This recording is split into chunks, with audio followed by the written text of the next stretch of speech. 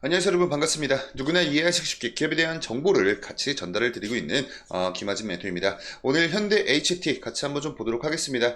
우리 현대 HT 같은 경우에 이 국내 최초로 무인전자 경비 시스템 개발과 좀 더불어서 디지털 도어락을 시장에 도입을 했던 그런 기업이죠. 그리고 홈 오토메이션 사업을 필두로 해서 우리나라 국내 아파트 주거 문화에 홈 네트워크 시스템을 좀 도입을 하기 위해서 좀 어느 정도 선도적인 역할을 한 그런 기업입니다. 그렇기 때문에 아파트 이 신규 공급이 엄청나게 좀 중요했던 그런 가장 최근의 흐름이었는데, 여러분들 다들 잘 알고 계시다시피 올해 들어오면서 이 부동산 PF 대란이 일어나면서 태형건설을 필두로 해서 정말 다양한 건설사들이 좀 많이 좋지 못한 그런 좀 상황이었습니다. 자, 근데 이러한 상황에 좀 어느 정도 위기감을 느낀 우리 현대 HT가 이제는 좀 이 사업 구조 다각화를 위해서 올해 들어와서 B2C 사업 집중으로 포트폴리오 안정성을 강화를 하겠다라는 소식이 있었죠. 그래서 저와 같이 이 부분 같이 한번 좀 살펴볼 거고요. 지금 현재 미국의 이 소비자 물가 지수가 시장에서 예상을 하고 있었던 이 컨센서스 예상치를 좀 하회를 하면서 이제는 정말 진짜 이 금리 인하 기대감이 다시 스멀스멀 올라오고 있습니다. 자, 그래서 이런 금리 인하 기대감으로 인해 우리 현대 HT 같이 이런 좀 이 건설사 이 수주 영향을 좀 많이 받고 있는 이런 종목들이 재평가를 통한 수익 기대감도 지금 우리가 기대를 해볼 수 있는 그런 상황이지 않을까. 자, 그래서 오늘 저와 같이 이런 부분들 하나하나 살펴보는 시간 가져보도록 하겠습니다. 자, 우선 이렇게 우리 현대 HT가 올해는 B2C 사업에 집중을 할 것이다, 구독형 스마트 홈도 준비를 할 것이다 라는 소식과 좀 더불어서 미국에서 9월 금리 인하 기대에 건설사와 태양광 관련주들이 좀 주가가 방긋 웃고 있다라는 그런 지금 소식입니다. 그래서 아무래도 우리 현대 HT 개별적으로는 요 이슈가 좀 중요할 수 있고, 좀 이 큰 틀에서 보자면 요 이슈가 중요할 수 있을 것 같아요. 아무래도 현대건설이나 포스코 그리고 현대 엔지니어링 같은 좀 굵직한 기업들의 수주를 따오면서 매출을 발생시키는 그런 우리 현대 HT의 수익 구조가 있기 때문에 큰 틀에선 이 부분에 좀 가장 많은 기대감이 좀 쏠리고 있지만, 개별적인 요건으로 아무래도 이 부분이 될 수 있을 것 같습니다. 요거는 말 그대로 여러분들 우리 현대 HT가 가지고 있는 이 수익 구조를 좀 다각화하겠다라는 거거든요. 즉 포트폴리오를 다시 한번 좀 구성을 하겠다. 이 B2C 사업이 여러분들 뭐예요? 기업과 고객이죠. 그래서 기존에 이 B2B라고 해서 기업 대 기업 방식이 아닌 B2C 기업 대 고객 방식으로 이쪽 사업을 좀 확장시키는 데 집중을 할 것이다 라는 소식입니다. 자, 그래서 먼저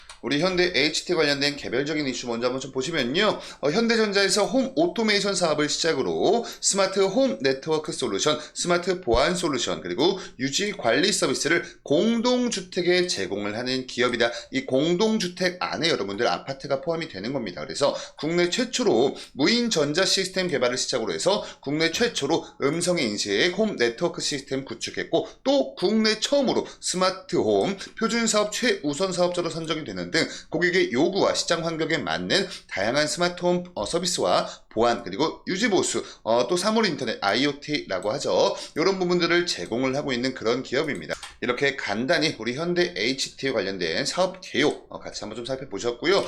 이 부분이 이제 이슈죠. 스마트홈 솔루션 기업 우리 현대 HT가 올해 소비자 직접 판매 B2C 방식으로 사업을 확장해 나가면서 실적을 개선을 할 것이다. 지난해 이 건설 경기 침체, 아까 제가 오프닝 때 짚어드렸던 부동산 PF 대란을 이야기를 하고 있는 거예요. 이 침체가 계속 이어지면서 수익성이 낮은 전략적인 수주 계약으로 영업이익이 적자로 돌아선 것을 B2C 사업으로 극복을 하겠다. 즉 포트폴리오를 다각화를 하겠다. 자, 그래서 실제 이용자를 고객으로 한 B2C 비즈니스에 집중을 할 것이고요. 이는 기존에 이 건설사들 중심이었던 기업 고객 판매 B2B 비즈니스에서 이제 좀 바꿔가겠다, 이런 내용입니다. 이러한 이유 자체가 최근에 이 신축 외에도 기축 공동주택 거주자들의 스마트홈 도입이 늘면서 직접 소비자를 상대로 판매하는 B2C 방식이 옳다라고 판단을 한 거죠. 아마 우리 여러분들도 지금 제 영상을 보고 계신 우리 여러분들 중에서도 신규 주택으로 가장 최근 이사를 하셨던 그런 분들보다는 기축주택에서 거주를 하고 계신 분들이 더 많다라는 생각이 듭니다. 근데 이렇게 기존의 기축 공동주택 거주자들도 이제는 TV나 냉장고, 심지어 에어컨까지도 요즘은 다 이 와이파이로 연결이 되는 그런 세상 속에 우리가 살아가고 있죠. 그게 여러분들 아까 우리가 보고 오셨던 IoT라고 해서 사물 인터넷이다. 이렇게 체크를 하시면 좋을 것 같고요. 이 부분도 같이 한번 좀 보시면요. 특히 기축시장을 겨냥한 구독형 서비스를 시장에 선보일 예정이다. 그리고 가장 최근 23년 연간 실적이 이렇게 좀 영업이익 부분에서 적자가 났던 요인 자체가 이 신규 1군 건설사에 대한 수주로 매출액은 늘었지만 전략적 수주거래처에 대한 매출 발생으로 손익이 악화되었다라고 간단히 이 부분도 체크를 하실게요. 자, 요거 여기까지 우리가 좀 개별적인 이슈를 좀 봤다면 이제는 두 번째로 좀 큰 이슈를 보도록 하도록 하겠습니다.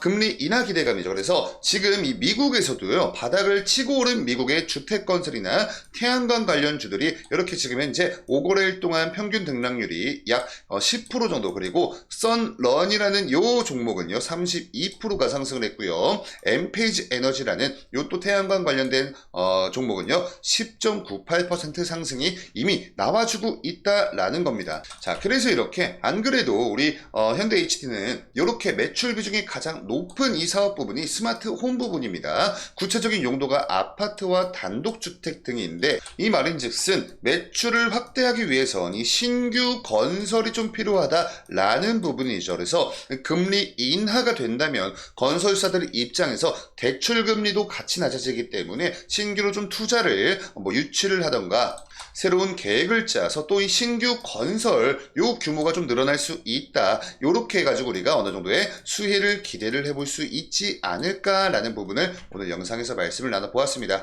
자, 그래서 결과적으로 24년도 2분기 실적은 아니더라도 연간 실적 규모로 봤을 때는 24년도 연간 실적을 우리가 요렇게 오늘 영상에서 살펴봤던 요런 이슈들 가지고 좀 어느 정도 기대를 해볼 수 있지 않을까, 요렇게 좀 생각이 들고 있고요. 지금 우리 현대 HT 주가를 여러분들 이따 보시면 아시겠지만 전년 동기 대비해서 24년도 1분기 때 정말 성장하는 모습을 보여주었습니다. 매출액도 많이 성장했고요. 영업이익과 당기순이익 또한 정말 많이 성장을 해줬는데, 이런 부분들이 지금 이제 주가에 반영이 되고 있진 않아요. 요거 자체가 지금 이 건설 경기 자체가 아직은 좋지 못하기 때문에 이 건설 관련된 테마에 좀 엮여있는 이런 종목들의 투심 자체가 좀 악화가 되었다. 이렇게 좀 진단을 드릴 수가 있을 것 같고, 지금 혹시나 보유를 하고 계신 우리 주주님들 입장에서는 지금은 사실 신규 진입자들의 영역보다는 보유자들의 영역이지 않을까, 이런 좀 생각이 들고 있어요. 그래서 부동산 경기가 좋았을 때 이때까지만 하더라도 굉장히 좀 주가의 흐름이 좋았었죠. 근데 지금의 주가 레벨은 상당히 이때 부분과 좀 더불어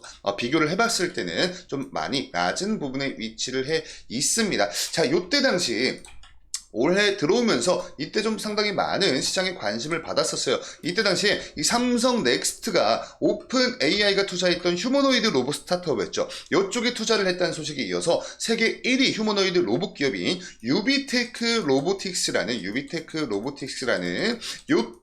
이 국내 파트너사인 JM 로보틱스라는 기업이 있습니다. 근데 이 JM 로보틱스라는 기업과 스마트홈 네트워크 구축 협약을 체결을 했어요. 어디게? 누가? 우리 현대 HT가.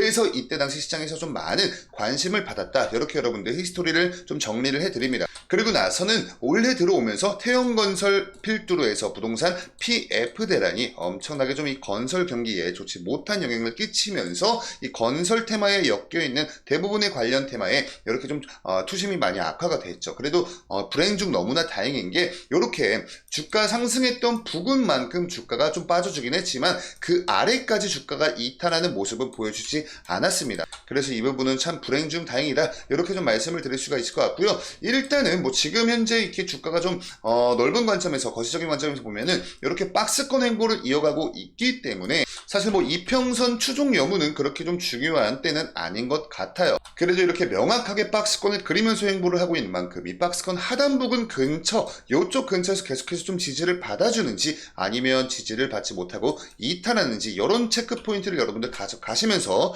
투자를 하신다면 조금 더 안전한 투자를 할 수 있지 않을까, 이렇게까지 정리를 드리고요. 뭐 추가적인 이슈나 정보들 올라올 때마다 저희 데이업에서 여러분들 대신해서 추적 관찰을 해드리도록 하겠습니다. 그럼 다음 영상도 기대해 주시고요. 지금까지 데이업의 김하진 멘토였습니다. 감사합니다.